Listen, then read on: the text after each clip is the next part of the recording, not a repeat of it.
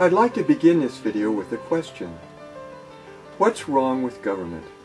More precisely, what do you think is the single most important deficiency of government? I invite you to pause the video on the next slide and answer the question. Now I invite you to imagine that we live in a place like the Netherlands, but with some notable differences. In this place the water is up to our waist, and few people can remember a time that it wasn't. Most people don't like the water so high, but no one has a clue how to reduce the water level, so no one ever talks about reducing it. Those people who care about the high water level are devoted to trying to retard the rate at which the water rises. And whenever there is notable success in this regard, they feel immense satisfaction. This scenario depicts the state of American society, and in fact the state of all modern democratic societies, where the single most important deficiency of government is a lack of restraint with which a government increases its income, an activity that consists of coercively taking the people's money. The waist-high water level represents the inordinate extent to which the government takes our income.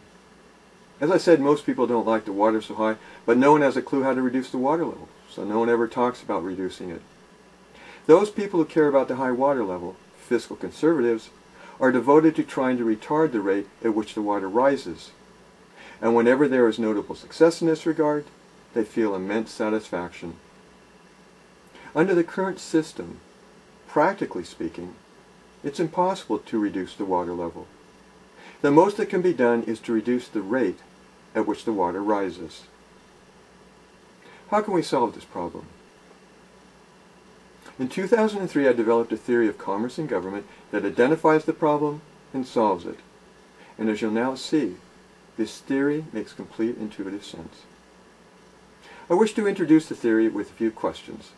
Why are cars sufficiently low in price that virtually everyone can afford to own one?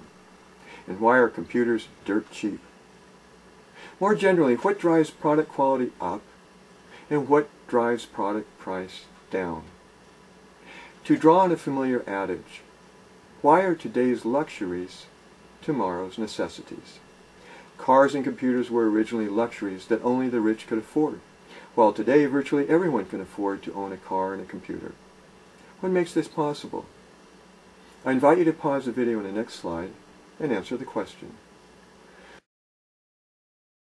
The answer is competition. Competition for customers. More specifically, producers compete for customers by increasing product quality and by decreasing product price to the extent that they can. This is the awesome force that underlies modern affluence and prosperity, the incentive to compete for customers. In this light, I wish to ask another question. Why is government performance mediocre? When we go to a thriving business, we get outstanding products and services. Why don't we get outstanding products and services from government?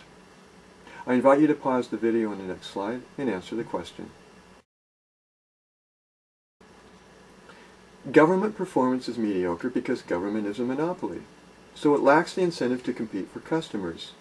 Government can raise its price, the money that it coerces from its customers, without having to worry about losing customers, because the customers, the citizens, have no other business to which they can turn for the products and services in the market venues that the government serves.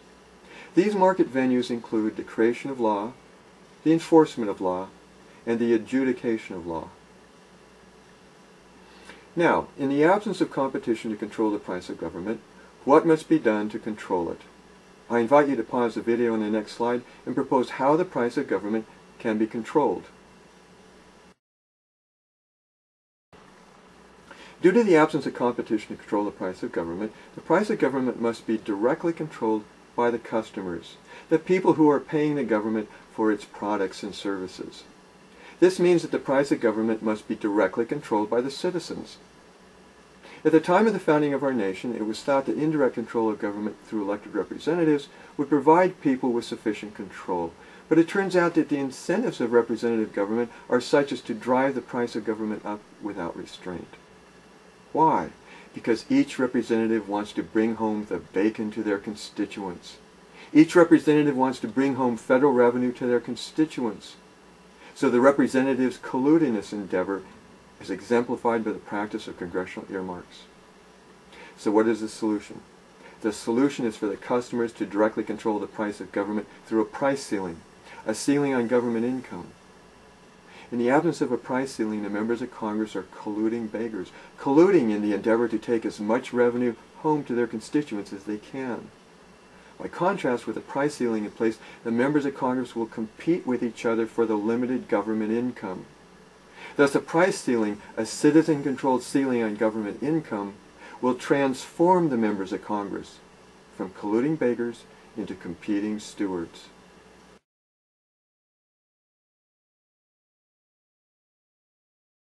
The ceiling is expressed as a fraction of the size of the economy, so that government can grow with the economy. However, over time the people can reduce the fraction as low as they wish. Reducing the fraction over time will motivate government to be ever more efficient in its operations, and to delegate ever more activities to the private sector where they will benefit from the incentives of competition. In Part 2, we'll see how we can express this idea in a graphically intuitive manner.